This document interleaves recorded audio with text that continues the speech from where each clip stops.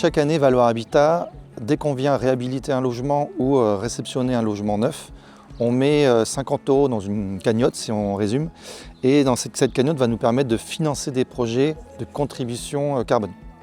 C'est-à-dire qu'on vient on vient faire un apport financier à Thibaut aujourd'hui pour l'aider à mettre en place des solutions agroécologiques qui vont nous permettre à nous de récupérer des crédits carbone au bout de 5 ans, parce que le label bas carbone c'est 5 ans.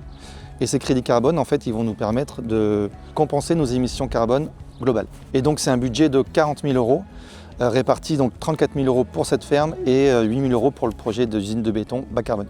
J'ai une exploitation de 125 hectares de grandes cultures avec betteraves, oignons, pommes de terre, tournesol. Donc les impacts sur mon exploitation, ça a été principalement sur 2 leviers. Moi, il s'agissait d'implanter des couverts végétaux entre 2 cultures.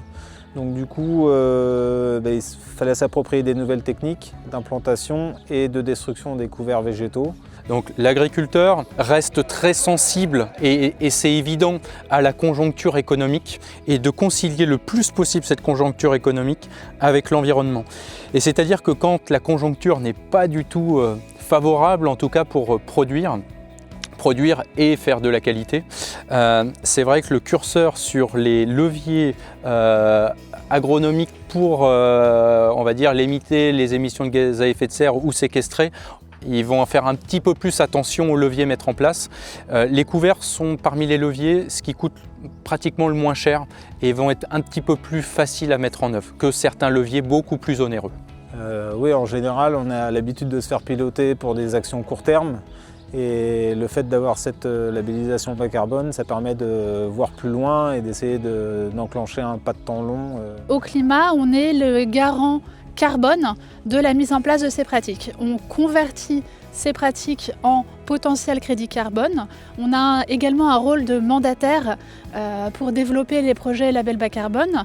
Donc on est un interlocuteur entre les acteurs agricoles et l'autorité qui délivre le label bas carbone pour prouver la mise en place de ces leviers. Ouais, moi, mes convictions pour passer à l'agroécologie, c'est d'essayer de céder une exploitation à mes successeurs, mes enfants ou autres, avec des terres qui soient capables de les nourrir et de leur faire leur carrière également. Moi, j'ai un partenaire qui m'aide à traduire ce contrat pour moi, en quelque sorte, qui calcule beaucoup pour moi, qui collecte énormément d'informations. Et après, là aujourd'hui, j'étais content de voir à qui ça allait et de ce partenariat avec Valor Habitat par exemple. Donc tout ça, ça s'inscrit dans la démarche RSE de Valor Habitat, notamment la partie environnement. Donc on a bien sûr notre partie décarbonation, qu'on travaille avec Action Logement, qu'on connaît bien. Et on a la partie biodiversité, et c'est aussi pour ça qu'on fait attention aux co-bénéfices des projets comme celui-ci. On va regarder qu'il y ait bien des co-bénéfices biodiversité un peu plus importants que la moyenne pour qu'on puisse aussi que ce soit cohérent avec notre démarche.